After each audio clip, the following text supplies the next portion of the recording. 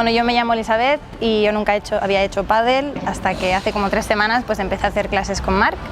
Y la verdad es que muy bien, porque creo que empezar así poco a poco es como más perfeccionando la técnica, ¿no? Ayuda más a perfeccionar la técnica, empezar bien y poco a poco, con alguien particularmente. Y nada, pues decir que creo que he mejorado bastante en 3 semanas. Hemos hecho mucho ejercicio y es una forma de hacer ejercicio y tonificar pues divirtiéndote, ¿no? No solo yendo al gimnasio. Y bien, muy bien, la verdad, ¿no? Además, creo que nos entendemos bien.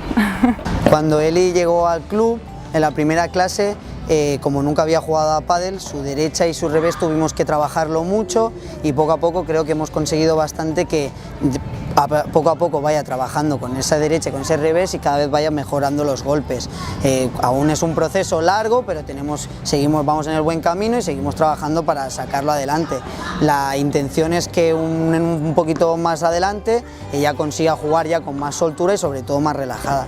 Yo creo que si seguimos así un poquito lo conseguiremos.